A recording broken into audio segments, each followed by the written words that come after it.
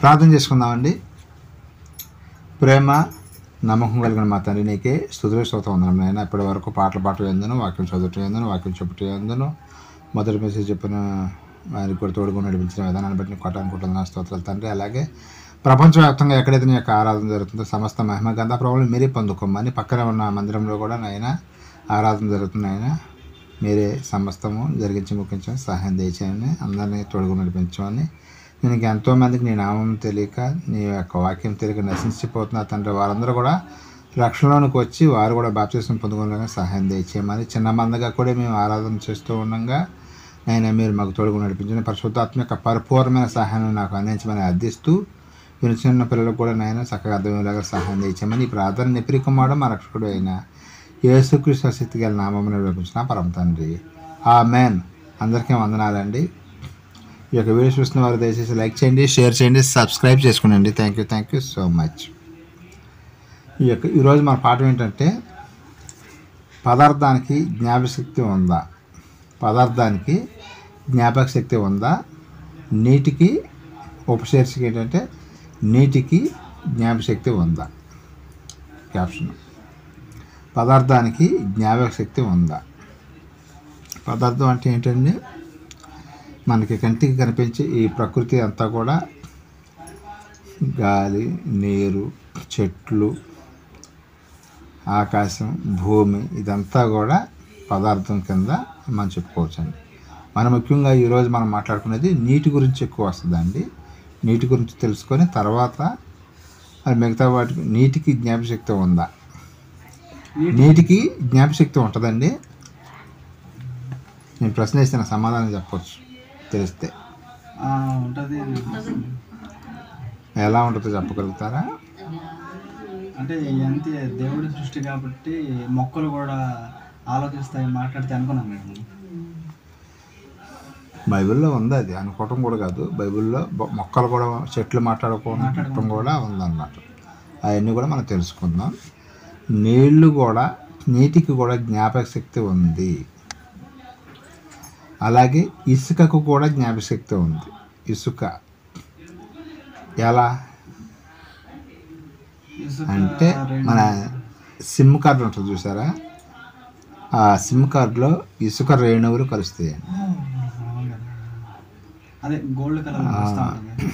ఇసుకలోంచి తీసిన ఆ పదార్థం వల్ల సిమ్ కార్డు అనేది మనం ఎప్పుడో స్టోర్ చేసి మొత్తం దాంట్లో స్టోర్ అవుతున్నాయా లేదా?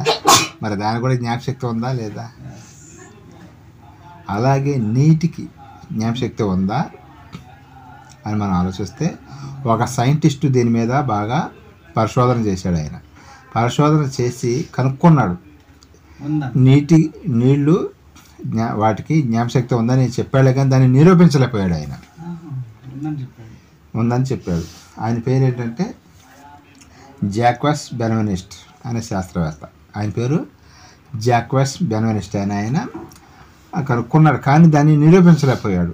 ఈ విషయాన్ని పేపర్లో వేసినప్పుడు మన జయశాలి పిడి సుందరరావు గారు అయితే, నేను నిరూపిస్తాను, ఈయన చెప్పింది ఈయన అంట శాస్త్రవేత్త, మిగతా వాళ్ళందరూ కూడా కూర్చోబెట్టి నీటికి జ్ఞాపకశక్తి ఉందని చెప్పాడు కానీ నిరూపించలేకపోయాడు. వాళ్ళందరూ కూడా ఎగతాళి చేశారు ఈయన్ని, ఏంటి నీటికి జ్ఞాపకశక్తి ఉంటుందా అని. ఎస్ ఉంది అని అన్నాడు. కానీ పిడి సుందరరావు గారు అయితే ఏంటంటే, నేను నిరూపిస్తాను, బైబిల్లోంచి మీకు చూపిస్తాను. ఏదైనా మన ప్రామాణికం ఏంటంటే బైబిల్ చెబితేనే మనం చెప్పాలి, కానీ బైబిల్ మించింది కూడా మనం ఏదైనా చెప్పామనుకోండి అది తప్పు అన్నమాట. నేను నిరూపిస్తానని చెప్పి ఆయన నిరూపించడం జరిగింది. అప్పుడు రాసిన పాఠం ఇది, పదార్థానికి జ్ఞాపకశక్తి ఉందనేది సుందరరావు గారు రాసిన పాఠం అనమాట. ఇది ఈ పాఠం ఆలోచిస్తే దేనికి జ్ఞాపకశక్తి ఉంది, నీటికి అసలు ఉందా లేదా అనేది మనం తెలుసుకోవచ్చు అనమాట. సపోజ్ మనం చెరువు దగ్గరికి వెళ్ళామనుకోండి, చెరువు ఇతను ఒకసారి వచ్చి కాళ్ళు కడుక్కున్నాడు అని జ్ఞాపకం పెట్టుకుంటుందంట. అలాగే ఇంకెక్కడికి వెళ్తామండి నీళ్ళ కోసం, బావి దగ్గరికి వెళ్ళామనుకోండి, ఒక బిందె తోడుకున్నాం అనుకో, ఆ నీళ్ళు కూడా తెలిసిన పలానా వ్యక్తి వచ్చి ఒక బిందె నీళ్లు తోడుకున్నాడు అని జ్ఞాపకం పెట్టుకున్నాడంట. అలాగే మనం రొమ్ము దగ్గరికి వెళ్ళి కాళ్ళు చేతులు కడుక్కుంటాం, రొమ్ము కూడా రొమ్ములో ఉన్న నీళ్ళు కూడా జ్ఞాపకశక్తి ఉంటుందంట. ఈయన 2 డబ్బాలు ముంచాడు, కడుక్కున్నాడు అని. ఏం నిజమేనంటారా ఇది అని మనకు డౌట్ రావచ్చు. అవునా కదా? అసలు వాటికి జ్ఞాపశక్తి ఉండటం ఏంటి? మనుషులు కాదు కదా, ఈ మనుషులకే కొన్ని విషయాలు మనం ఇవాళ చెప్పింది రేపే మర్చిపోతాం. కానీ మరి నీటికి జ్ఞాపశక్తి ఉందా అంటే ఉంది అని సైంటిస్టులు ప్రూవ్ చేయలేకపోయారు. కానీ మన బైబిల్లోకి వెళ్తే కనుక ప్రతి ఒక్క విషయం కూడా మనకి ఖచ్చితంగా. ఇంకో విషయం ఏంటంటే ఈ సందర్భంగా మీకు చెప్పాల్సింది, మనకి ఏ డౌట్ వచ్చినా సరే బైబిల్లో సమాధానం ఉంటుంది. నీకు 1,00,000 క్వశ్చన్లు ఒకేసారి వచ్చినా సరే 1,00,000 క్వశ్చన్లకు కూడా సమాధానం చెప్పగల బైబుల్. సకల శాస్త్రాలను అధిగమించిన బైబిల్ ఇది. అన్ని శాస్త్రాల కన్నా అధిగమించి ఉందన్నమాట. నీకు దాంట్లో ఉన్న సమాధానం వెతికి పట్టుకోవడం నీకు నాకు మనకి చేత కదని చెప్పొచ్చు. కానీ బైబిల్లో లేదని చెప్తే మాత్రం అది ఎవరో ఒప్పుకోకూడదు. ఎందుకంటే సమస్తమును దేవుడు బైబిల్లో రాయించి పెట్టాడు.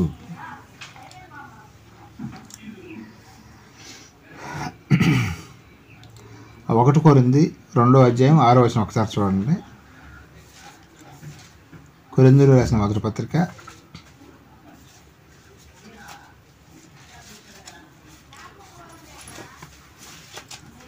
1 కొరింథీ 2:6 అండి. జ్ఞానము బోధించాలని ఉంటుంది.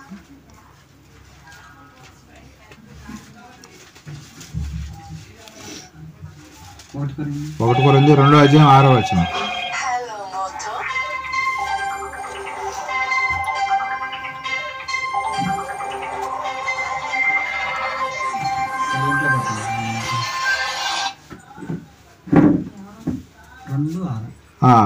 కొరింథీయులకు రాసిన మొదటి పత్రిక 2:6 అండి.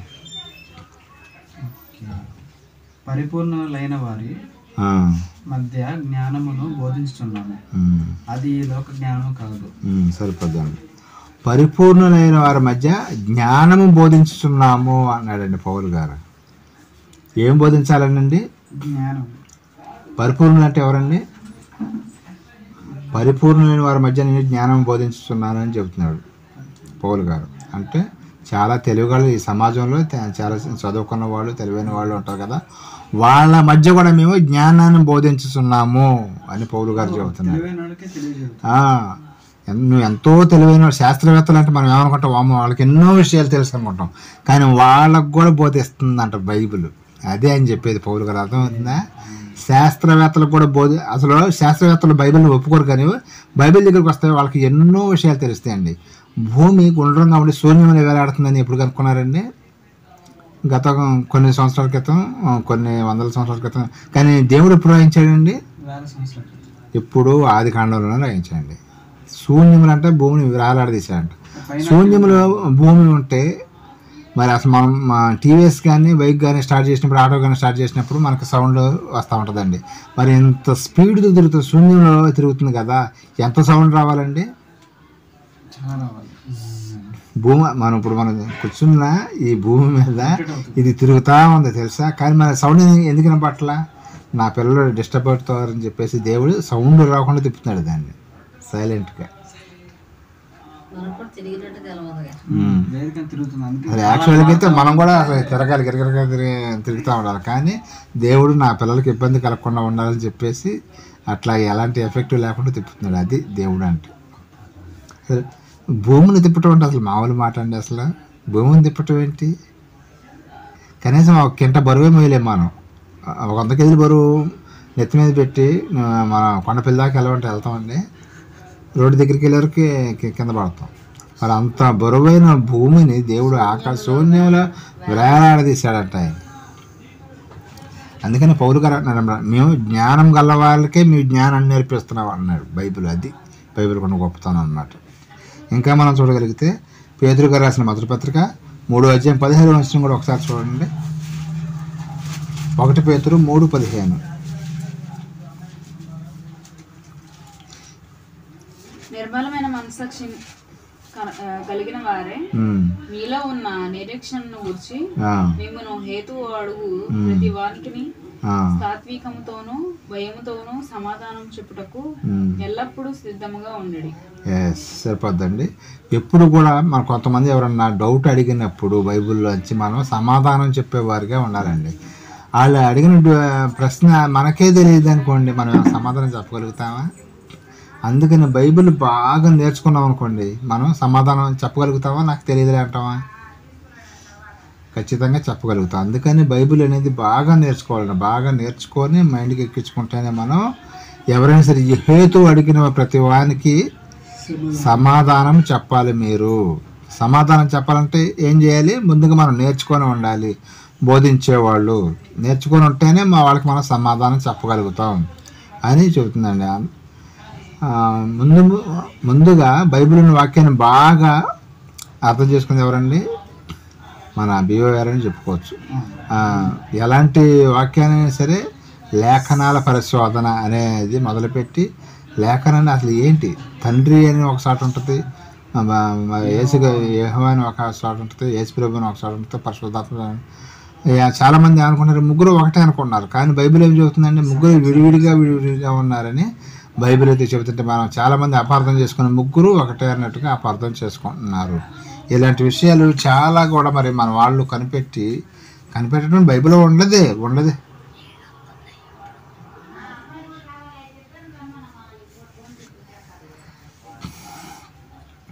మరి బైబిల్లో ఉన్న విషయాన్ని మరి ప్రతి ఒక్కరు కూడా చిన్న విషయం, చిన్న పాయింట్ కూడా మనలో కరెక్ట్గా చెప్పడానికి గల కారణం ఏంటంటే పరిశోధించటం వలన. పరిశోధించకపోతే తెలిసిద్దండి, తెలియదు అనమాట.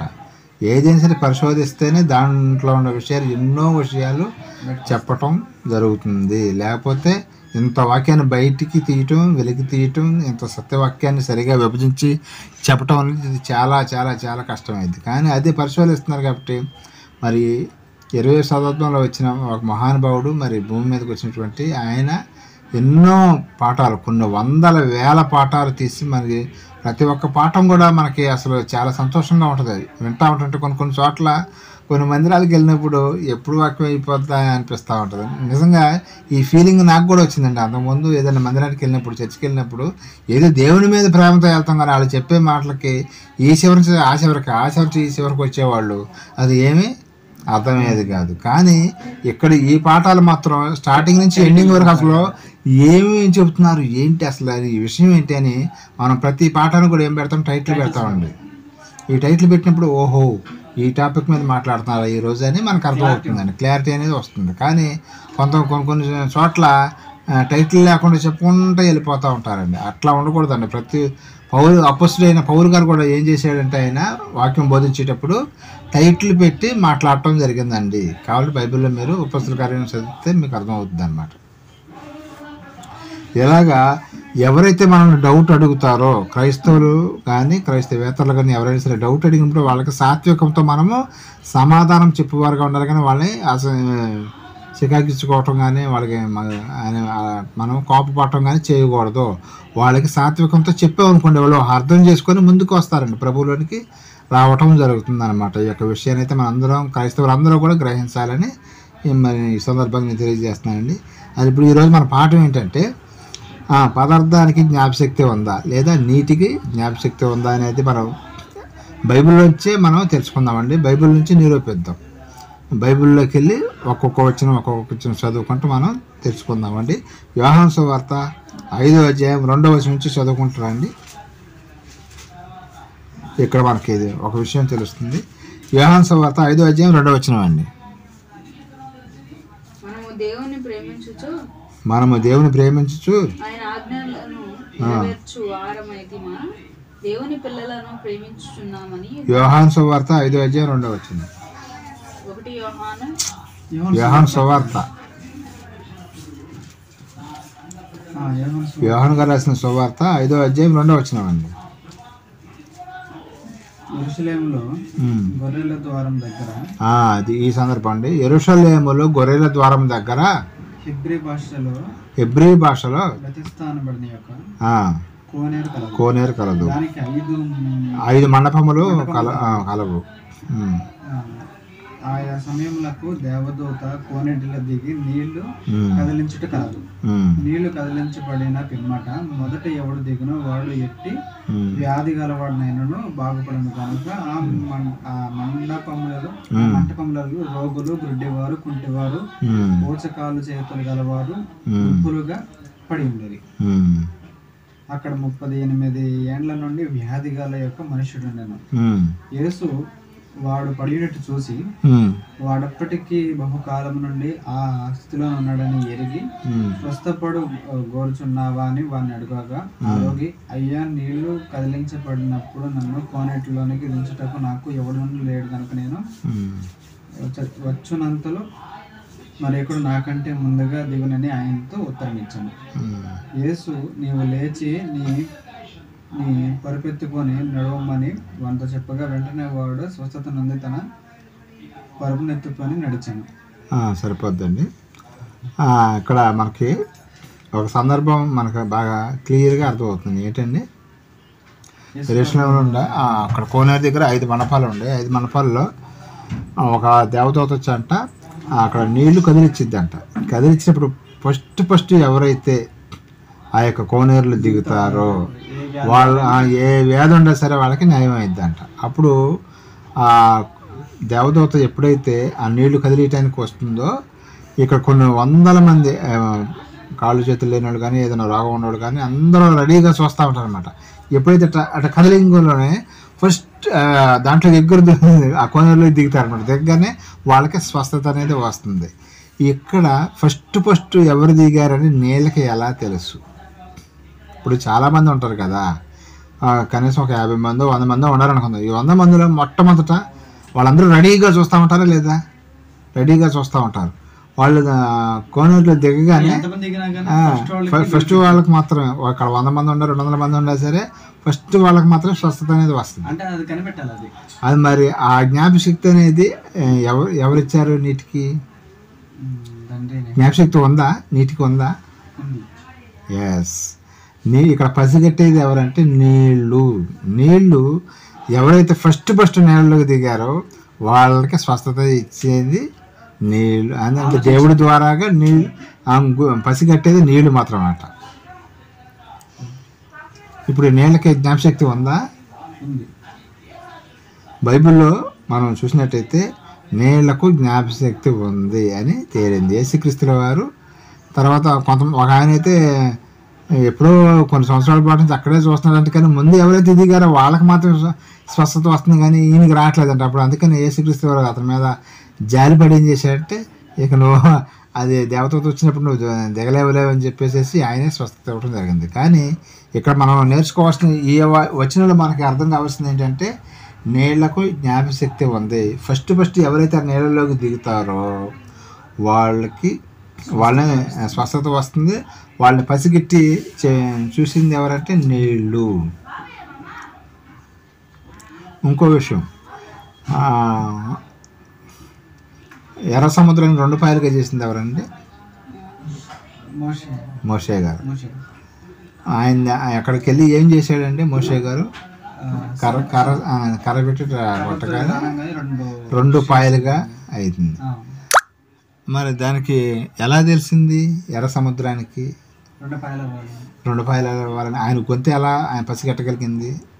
అంతకుముందు ప్రార్థన కూడా చేస్తారన్నమాట. దేవుడే నా కుమారుడు మోషే గారు వస్తాడు, మోషే గారు చెప్పినప్పుడు సముద్రం మీరు 2 పాయలుగా అయిపోవాలి అని చెప్పేసి ముందే ఆ నీళ్ళకి చెప్పడం ద్వారా అది జ్ఞాపకం పెట్టుకుని ఆయన ఆ మాట చెప్పగానే 2 పాయలుగా అయిపోయింది. అదే నువ్వు నేను మనం వెళ్ళి కృష్ణానది దగ్గరికి వెళ్ళి ఫెరీగడ్డ దగ్గరికి వెళ్ళి కర్రబెట్టి కొట్టగానే 2 పాయలు అయిపోద్దా?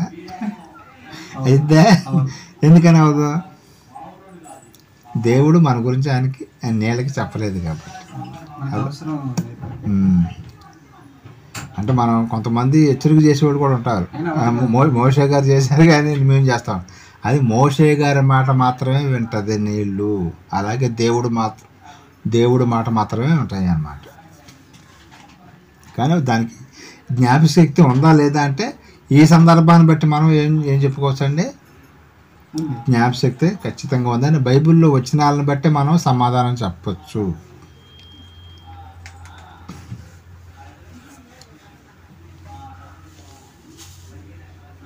మనం నీళ్ళు తాగుతున్నాం, సపోజ్ ఇక్కడ బాటిల్లో నీళ్ళు తాగుతున్నాం. నీళ్ళు తాగేటప్పుడు దీనికి కూడా జ్ఞాపశక్తి ఉంటుందండి. దేవరాజన ఆయన 2 గుటకలు వేసాడు లేకపోతే 3 గుటకలు వేసాడని ఈ నీళ్ళకు కూడా జ్ఞాపశక్తి ఉంటుందంట. ఇప్పటి వరకు మనకు తెలుసా నీళ్ళకి ఏంటి జ్ఞాపశక్తి ఏంటి అనుకుంటాం, కానీ దీంట్లో ఉండే బాటిల్లో ఉండే నీళ్ళకు కూడా జ్ఞాపశక్తి ఉంటుంది. 2 గుటకలు తాగాడు అని దానికి కూడా తెలుసుకున్నాడు.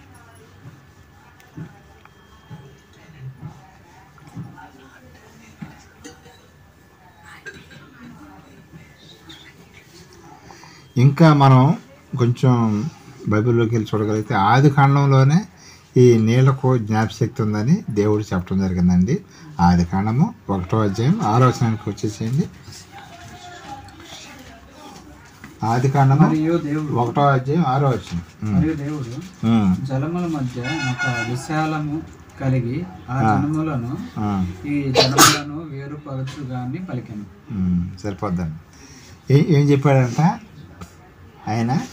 జలాలను వేరుపరిచాడంట. ఆ జలములను ఈ జలములను వేరుపరచు అంటే ఆ జలం ఈ జలం నీళ్లు మొత్తం ఎక్కడ చూసినా నీళ్ళే ఉండేవి, కానీ ఆ నీరు మొత్తం ఒక పక్కకి వెళ్ళిపోవాలని చెప్పగానే జరగడం ఇప్పుడు ఏదైనా ఒక మనిషి ఉండాలనుకోండి, అటు నుంచి వస్తుంటే మధ్యలో ఒక 10 మంది కూర్చున్నారు అనుకోండి, ఆయన వస్తున్నారు తప్పకుండా ఏమైంది ఇది అక్కడ ఉండాలి కుర్చీ పక్కన జరుపుకుంటారు. అలాగే దేవుడు అంట మీరు జరగడం చెప్పగానే వాళ్ళు నీళ్ళగడ్డ చేసినాయండి.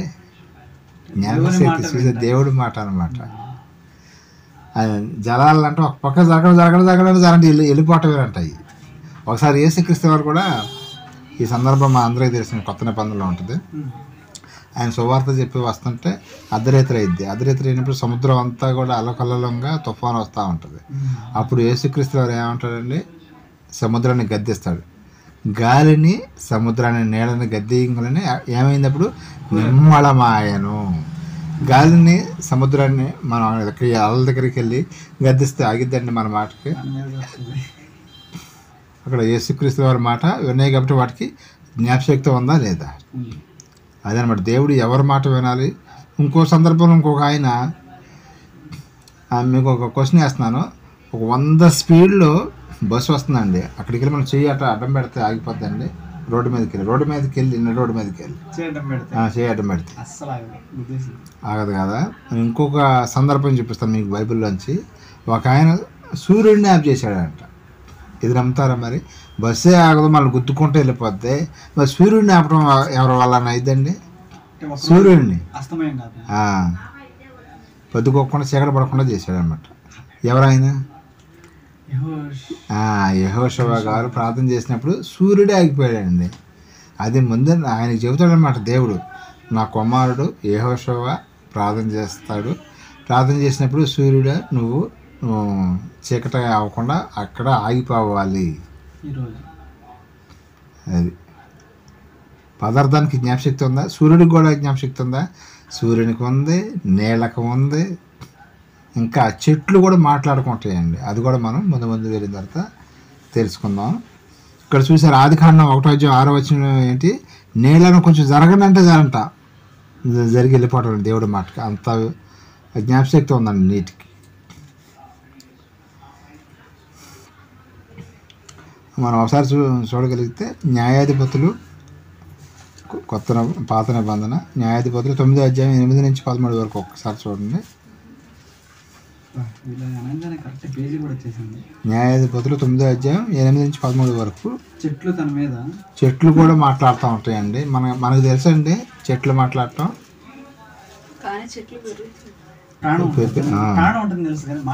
మాట్లాడుకోవడం సైలెంట్గా. నా పిల్లలు మరి మీరు మాట్లాడుకునేటప్పుడు నా పిల్లలు డిస్టర్బ్ అవుతారని చెప్పేసి దేవుడు సైలెంట్గా మాట్లాడుకోమని వాటికి ఆజ్ఞ ఇచ్చాడు. చెట్లు కూడా మాట్లాడుకుంటాయి. ఇప్పుడు ఆ సందర్భం మీకు చూపిస్తాను. న్యాయాధిపతులు 9 నుంచి ఇప్పుడు చదువుకుంటారండి. చెట్లు తమ మీద రాజును ఒకరిని అభిషేకించుకునేవారని. చెట్లు అనుకోండి అంటే మా మీద కూడా మనం కనుక ఎట్లాగైతే చంద్రబాబు నాయుడిని జగన్ గారిని వీళ్ళని ముఖ్యమంత్రిగా ఎన్నుకుందాం అనుకుంటున్నాయి, ఈ చెట్లు కూడా ఒక నాయకుడిని ఎన్నుకోవాలని అనుకుంటున్నాయి అంట. మనసు కలిగి బయలుదేరి మమ్మల్ని ఏలమని ఒలివ చెట్టు నడవేగా ఒలివ చెట్టు దేవుని మానవులను దేని వల్ల నరులు సన్మానించదురు నా తైలము నెయ్యక మాని చెట్ల మీద రాజు నెయ్యండి. ఇది అర్థమైందండి. దీంట్లో ఒక బ్రేక్ ఇక్కడ మీకు అర్థమైందా? ఒలివ చెట్ల దగ్గరికి వచ్చి అడిగితే అవి ఏమంటున్నాయో తెలుసా?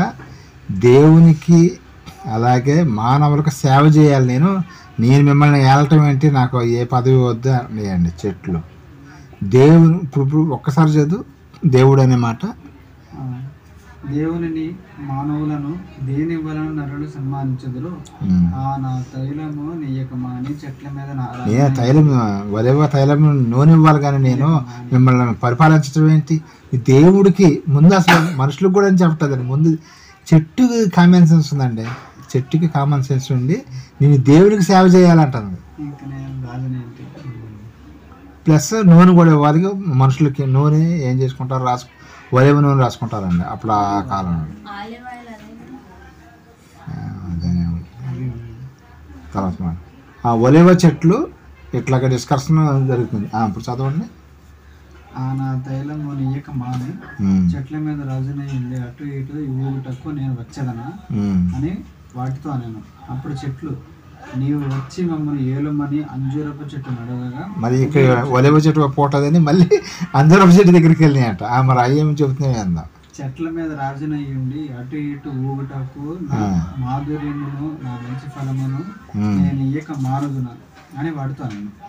చూడండి సరిపోద్దండి. చూసారు ఇక్కడ చెట్లు ఏమన్నా నీ దేవునికి మనుషులకి సేవ చేయటానికే నేనని ఒలివ చెట్లు ఉన్నాయి. అంజూరపు చెట్లు, అంజూర పండ్లు ఉంటాయి కదండి, అవి కూడా ఏమంటే నేను మీ మీద నేను రాజుగా ఉన్నాను, అధికారిగా ఉన్నాను, నాకు కూడా పని ఉంది. దేవుడు ఏం పని పెట్టాడండి వాటికి, అంజూరపు చెట్లకి?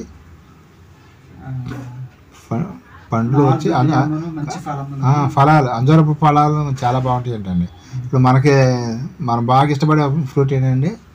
మామిడికాయ కానీ, యాపిల్, మామిడికాయ, జామకాయ, సపోటాకాయ, అలాగే ఇది కూడా అంజూరపు పళ్ళు కూడా చాలా బాగుంటాయి అంట. ఇప్పుడు సపోజ్ మనకు బాగా అర్థం కావడానికి యాపిల్ చెట్టు దగ్గరికి వచ్చి నువ్వు మమ్మల్ని ఏలవని మిగతా చెట్లు అన్నాయంట. యాపిల్ చెట్లు ఏమన్నాయంటే నేను జనాలకి తినడానికి పళ్ళు ఇవ్వాలి, నా ద్వారాగా యాపిల్ పళ్ళు కానీ, లేకపోతే మనకు బాగా అర్థం కావాలి జామ చెట్లు కానీ, మామిడి చెట్లు కానీ. మామిడి చెట్టు అయితే నేను సమ్మర్లో 2 నెలలు మాత్రమే నాకు నా చెట్టు నుంచి ఫ్రూట్స్ వచ్చాయి. ఆ 2 నెలలు కూడా నా పిల్లలకి వీళ్ళకి ప్రజలకి ఫ్రూట్స్ ఇవ్వకపోతే వాళ్ళు ఏం తింటారని చెప్పేసి అన్నట్టుగా ఇక్కడ ఒలివ చెట్లు కానీ, అంజూరపు చెట్లు కానీ డిస్కషన్ పెట్టుకోండి, మాట్లాడుకోండి.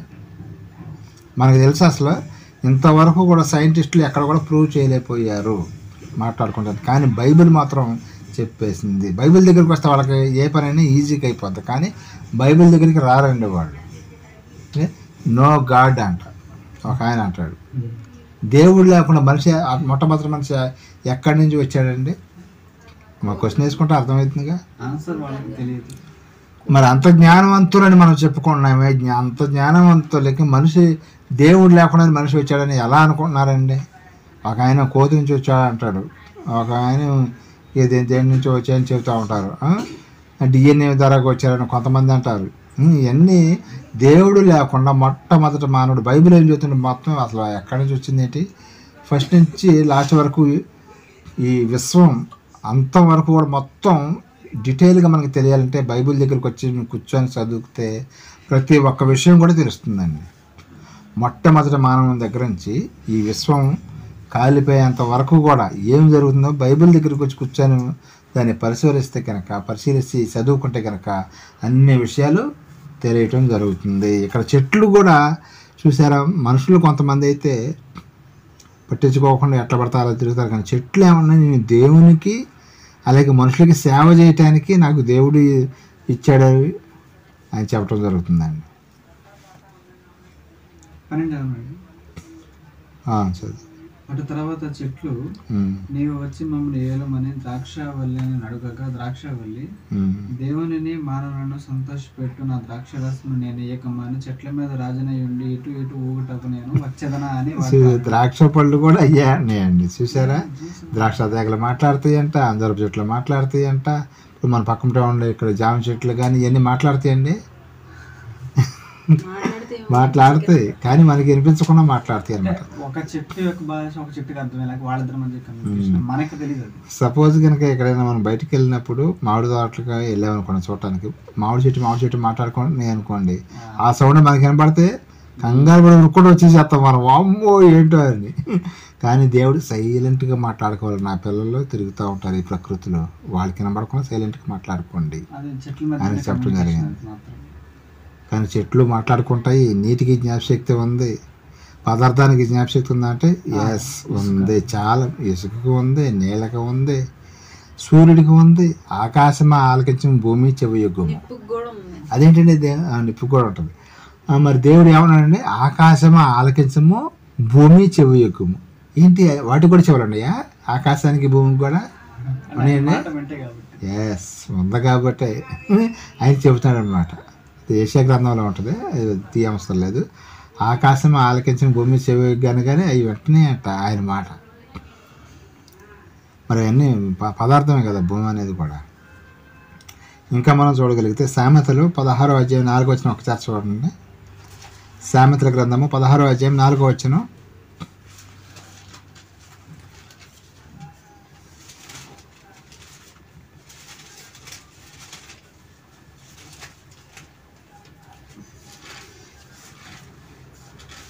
సామెతలు 16:4. యెహోవా ప్రతి వస్తువును దాని దాని పని నిమిత్తము కలుగు చేసెను. నాశన దినమునకు ఆయన భక్తిహీనులను కలుగు చేసెను. సరిపోతుంది.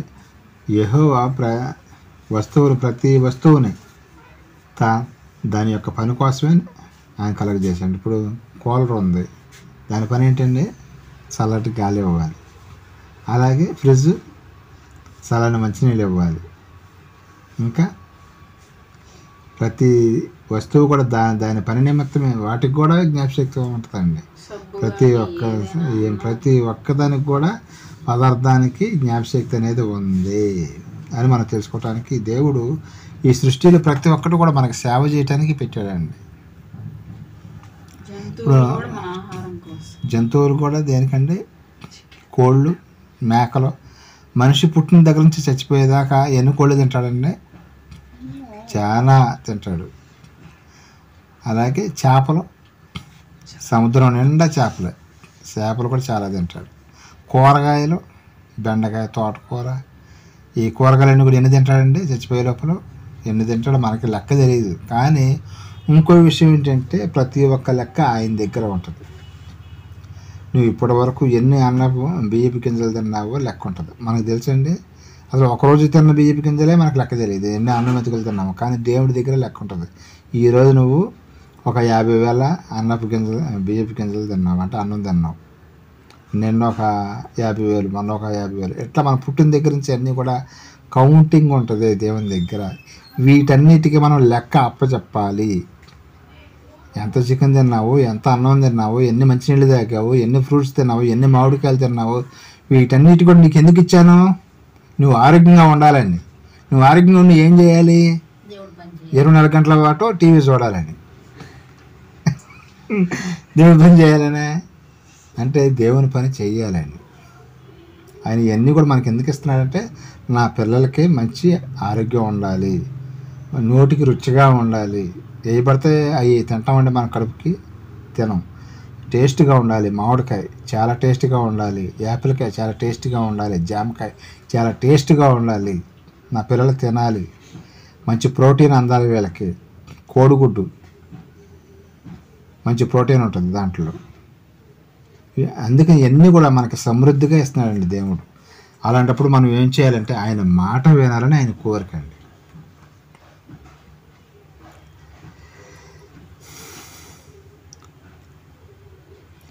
ఇంకా మనం చూడగలిగితే హెబ్రీ పత్రిక 11వ అధ్యాయం 15వ వచనం ఒకసారి చూడండి. హెబ్రీ పత్రిక 11వ అధ్యాయం 15వ వచనం అండి. 11-15.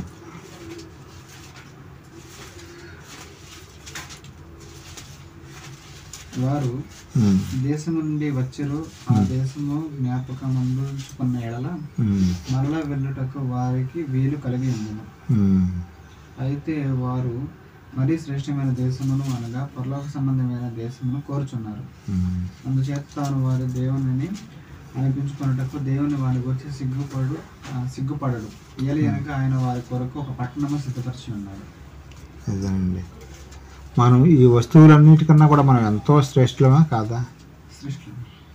జామకాయ కన్నా, లేకపోతే ఫ్రిడ్జ్ కన్నా, కూలర్ కన్నా, వీటన్నిటికన్నా మనం దేవునికి ఎంతో విలువైన వాళ్ళం అండి. ఎందుకంటే వాటన్నిటికీ ఆత్మ లేదండి. ఆత్మ లేని వాటికే అంత మరి ఉంటే, ఆత్మ ఆయన స్వరూపమందు ఆయన మనల్ని కలగజేశాడండి. కలగజేసిన మనకి ఎంత ఇంపార్టెంట్ ఇస్తాడు. ఇంకో విషయం ఏంటంటే దేవదూతలను కూడా మనకన్నా తక్కువే ప్రేమిస్తున్నాడండి ఆయన. మనం ఏమనుకుంటే దేవదూతలు అంటే అమ్మ దేవదూతలు అనుకుంటాం, కానీ దేవదూతల కన్నా కూడా మనల్ని దేవుడు ఎక్కువగా ప్రేమిస్తున్నాడు. మనం ఎక్కడి నుంచి వచ్చామండి? దేవుని ఆలోచనలోంచి వచ్చాం.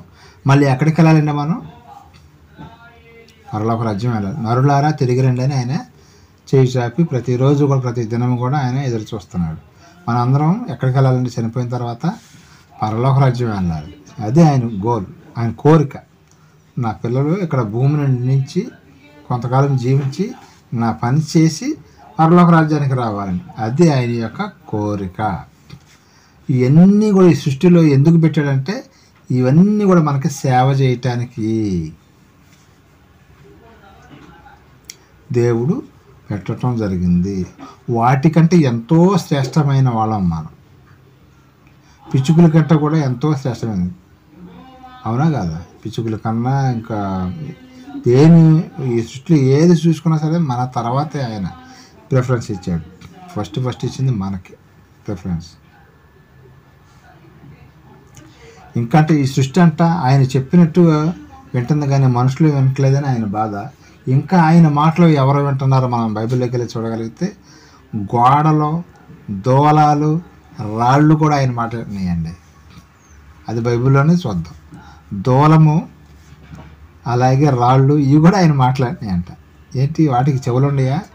ఎస్ ఉండయి. అది ఎలాగో మనం బైబిల్లోకి చూద్దాం. హబక్కు గ్రంథము 2వ అధ్యాయం 11 ఒకసారి చదవండి. అంటే ఇక్కడ పదార్థానికి జ్ఞాపశక్తి ఉందా? ఎన్ని పదార్థాలే కదా, వాటికి జ్ఞాపశక్తి ఉందా లేదా మీకు కొన్ని విషయం వచనాలు చూపిస్తాను అనమాట. హబక్కు గ్రంథము 2వ అధ్యాయం 11 వచనాలండి. హబక్కు పాత నిబంధన.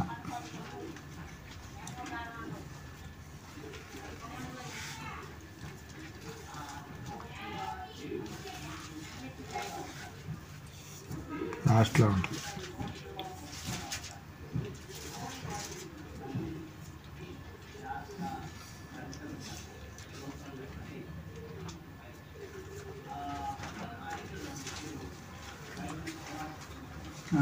హబక్కు 2:11 అండి.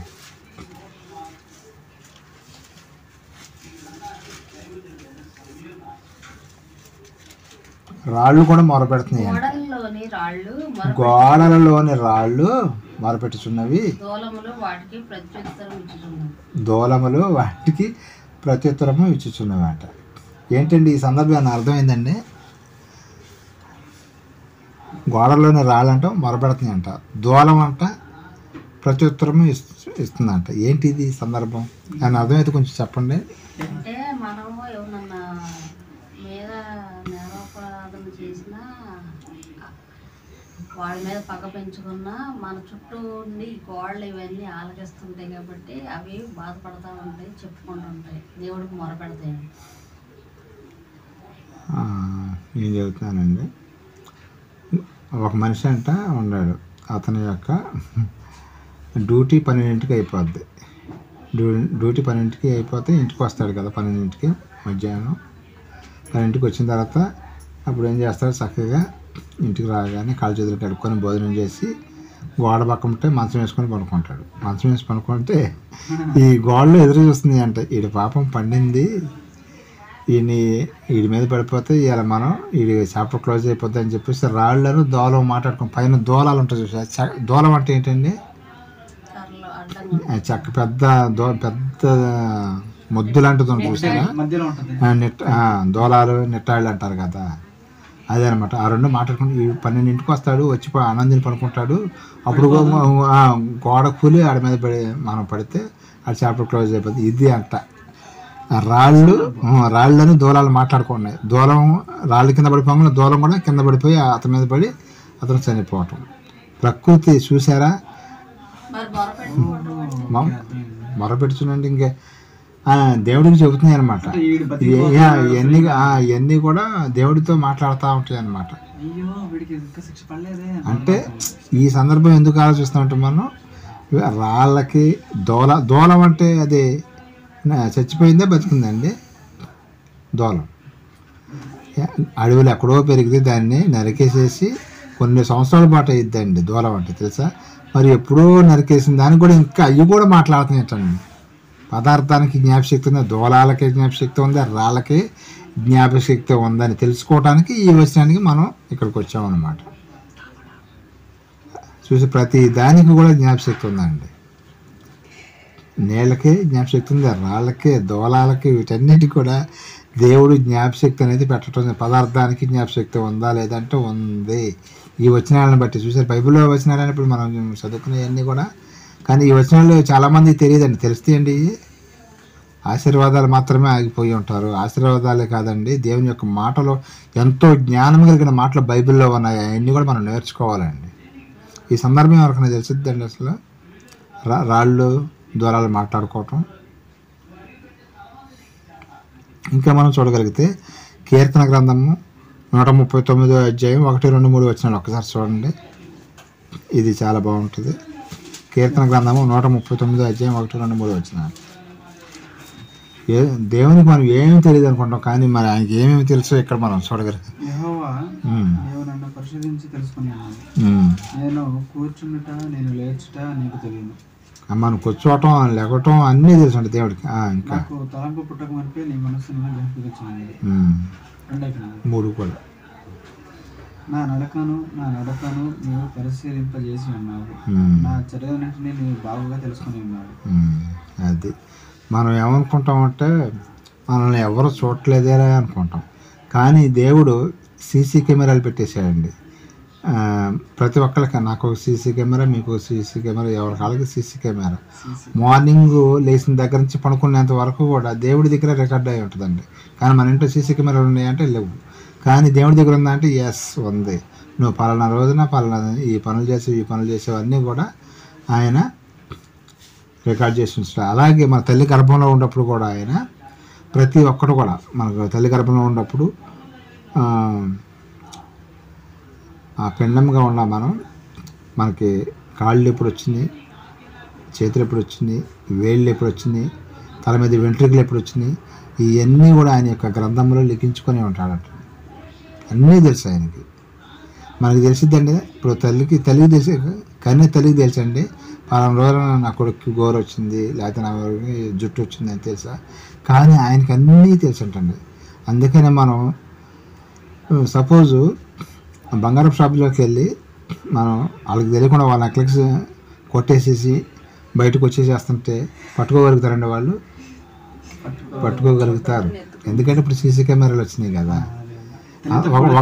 ఒకప్పుడు అయితే పట్టుకోలేరు, కానీ ఇప్పుడు అటు ఒక సీసీ కెమెరా, ఇటు ఒక సీసీ కెమెరా, మొత్తం 4 సీసీ కెమెరాలు పెడతాడు. అప్పుడు వాళ్ళు చూడలేదని దొబ్బినా గేట్ దగ్గరికి వచ్చారు, రామ్మను పక్కకు నుంచో, నీ దగ్గర ఉందా ఏంటిది, దీనికి బిల్లు ఉందా లేదా అని అడుగుతారు. అప్పుడు దొరికిపోతాం. అలాగే దేవుడు కూడా మనల్ని కూడా ఇప్పుడు సీసీ కెమెరాతో చూస్తున్నాడు. మనం తప్పు చేసినప్పుడు దేవుడు మనం చూస్తున్నాడని మనం సెటిలైట్ అయిపోవాలండి.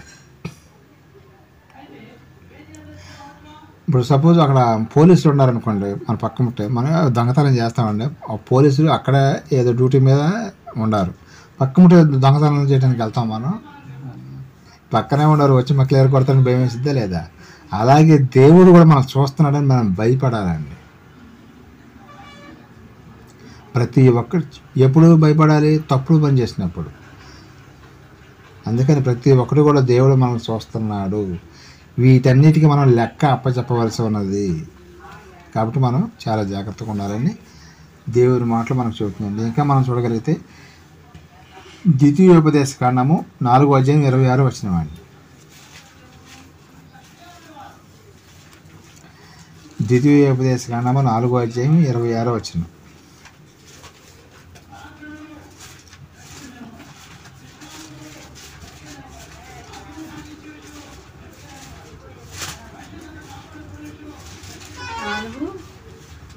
నాలుగు 4:26 అండి.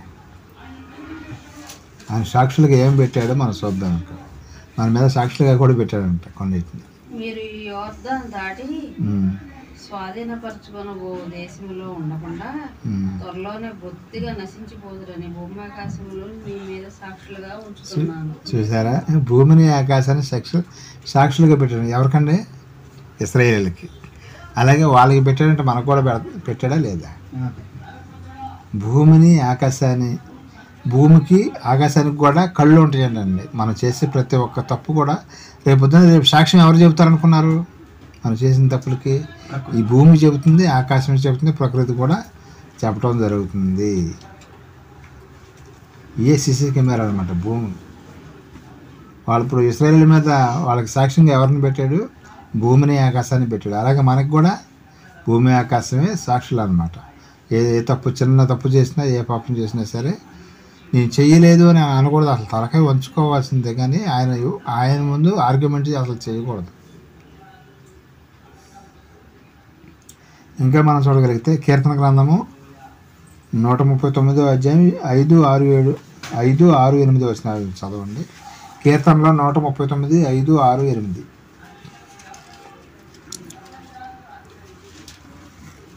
ముగ్గు చేసుకుందామండి, అయిపోవస్తుంది. కీర్తన గ్రంథము 139వ అధ్యాయం 5, 6, 8 వచనాలు.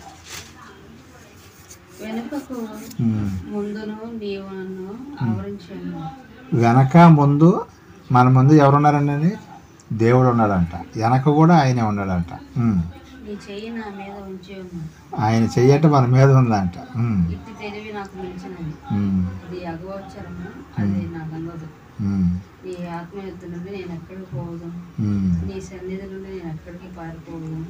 మనం ఆకాశంలోకి వెళ్తే అక్కడ దేవుడు ఉంటాడు, భూమి అడుగు భాగానికి వెళ్తే అక్కడ దేవుడు ఉంటాడు, భూమి మీద ఉండే దేవుడు మన అన్నీ చూస్తూనే ఉంటాడండి.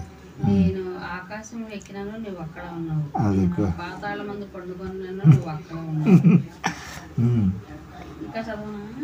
8 వరకు సరిపోద్దండి.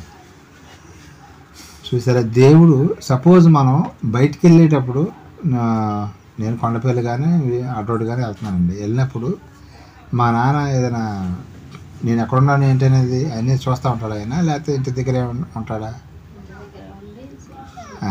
కానీ మన ఈ కన్న తండ్రి నేను కొండపల్లి వెళ్తే నా ముందే ఉంటాడంట, అడ్డొడ్డు వెళ్తే నా వెనకాలే ఉంటాడంట, అన్నీ చూస్తూనే ఉంటాడంట. నా కుమారుడికి ఏమైనా ఎఫెక్ట్ ఏమైనా ఇద్దా ఏంటి, ఏమైనా ప్రమాదం జరుగుతుందా అని ఆయన కాపాడుతూ ఉంటాడండి. ఇది చాలా చాలా చాలా నిజం అండి. ఎందుకంటే ఆయనకి ఇష్టమైన పిల్లలకి ఎవరికైనా సరే ఆయన పక్కనే ఉండి మనం కాపాడుతూ ఉంటాడు. ఏదైనా జరుగుతుంటే అప్పుడు యాక్సిడెంట్ జరిగింది చూసారా, యాక్చువల్గా అయితే అసలు ఆ రోజున ఏదైనా బస్సు కానీ లారీ కానీ వస్తే ఏంటి పరిస్థితి?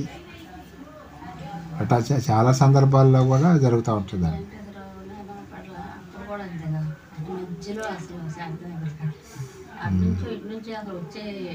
ఆయన చూస్తూనే ఉంటాడు అనమాట. వెనక పక్కన అన్ని సైడ్ల నుంచి మనల్ని ఆయన కెమెరాతో చూస్తూనే ఉంటాడు.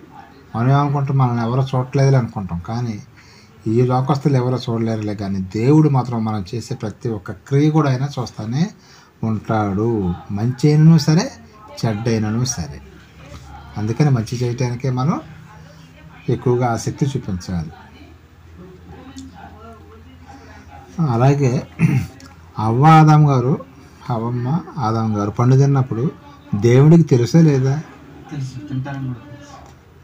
కానీ మీ దగ్గరికి వచ్చి ఏమి అడిగాడు? ఈ పండు ఎవరిచ్చారు ఏంటని అడిగాడు ఆయన. అడిగితే ఆదాం గారిని అడుగుతాడు. ఫస్ట్ అడిగితే ఈ స్త్రీయే నువ్వు నాకు ఇచ్చావు కదా, స్త్రీ ఏమే నాకు ఇచ్చింది, ఇవన్నీ తెలుసు ఆయనకి. తెలుసు కూడా ఎందుకు అడిగాడంటే ఆన్సర్ రాబట్టాలి, వీళ్ళ పరువు అనేది తీయకూడదు అని ఆయన తెలుసు కూడా తెలియనట్టుగా ఉన్నాడు అనమాట. దేవుడు అంటే తెలుసు, మనుషులు చేసే అన్ని పనులు తెలుసు అండి.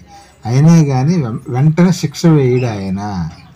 ఏమి మీరు చేసిన పని ఏంటి, పండు తిన్నారని ఆయన వచ్చి స్పీడ్గా వచ్చి తిట్టడం చేయలే. ఎందుకు జరిగింది, ఏం చేశారు అని ఆయన వివరాలు అడిగి మరి తెలుసుకోవటం జరిగిందండి.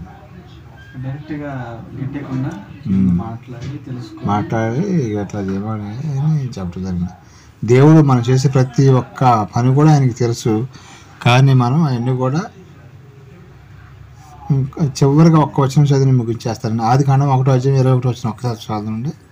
ఆదికాండము 1:21 చదివితే ముగించేసుకుందాం. అక్కడ అయిపోయింది.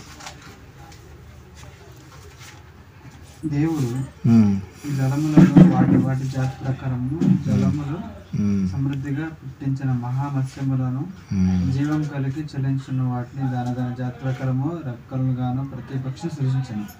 అది మంచిదని దేవుడు చూచను. ప్రతి ఒక్కరు కూడా జలములలో ఆయన ఏం కలగజేశాడండి? మత్స్యములను కలగజేశాడండి. ఇవన్నీ కూడా దేనికోసం అంటే మన కోసం, ఆయన పిల్లల కోసం కలగజేశాడు.